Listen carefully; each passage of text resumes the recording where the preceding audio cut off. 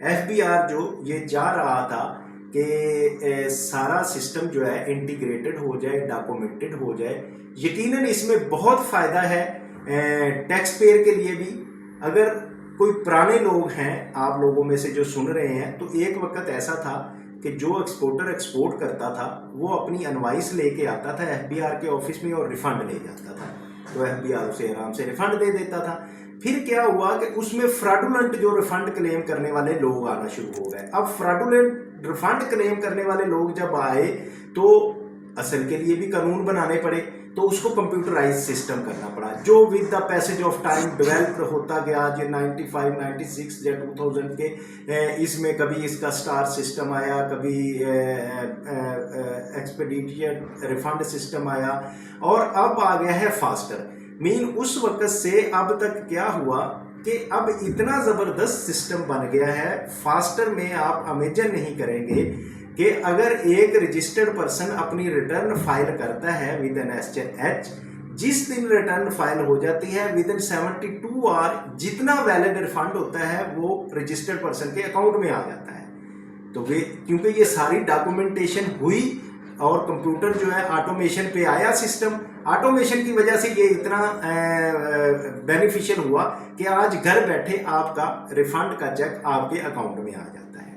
और फिर अगले 7 दिन वो सिस्टम 7 दफ़ा उसको वेरीफाई करता है कि डिस्क्रिपेंसीज, अगर अगले 7 दिन में कोई डिस्क्रिपेंसी खत्म हो रही है तो उतना उतना चेक उसमें आता रहता है। तो मैं समझता हूं कि ये फैसिलिटेशन हुई है। इसी तरह अब ये क्यों किया जा रहा है इंटीग्रेट, वजह क्या है इंटीग्रेशन करने की? असल में बेसिकली बहुत सारे फ्रॉडुलेंट रजिस्टर्ड पर्सन इसमें घुस आए हैं जो fake and flying invoices issue करने से एफबीआर के सिस्टम को प्रॉब्लम कर रहे थे। अब जब फेक एंड फ्लाइंग इनवॉइसेस होती थी तो उस पर इनपुट क्लेम करते थे, फिर रिफंड क्लेम करते थे, तो उसको जितना क्लेम हो रहा था उसमें ज़्यादा एक्सपेंस हो रहा था। तो इसलिए अब जब ये इंटीग्रेट हो जाएगा सिस्टम तो गो के अब थोड़ी सी मुश्किल होगी। पहले ऐसे ही जब रिफंड भी पहले इनवॉइस पे मिलता था, उसके बाद वो थोड़ा सिस्टम में आया, फिर कभी सीडी बन के आती थी, अब अपने ऑफिस में ही बैठे क्लेम करते हैं और वो रिफंड उनको मिल जाता है। इसी तरह ये शुरू में थोड़ी सी प्रॉब्लम आएगी, लेकिन जब जो जेन्युइन रजिस्टर्ड पर्सन है, जो सही बिजनेस करने वाले हैं, उनका अच्छा सिस्टम बन जाएगा। जब वो अपने ऑफिस में ही बैठे उन्होंने सिस्टम में इनवॉइस करनी है और वो एफबीआर के डाटा में भी चली जानी है, उसके साथ पेमेंट्स हो जानी है, तो उनको कोई प्रॉब्लम नहीं होगी।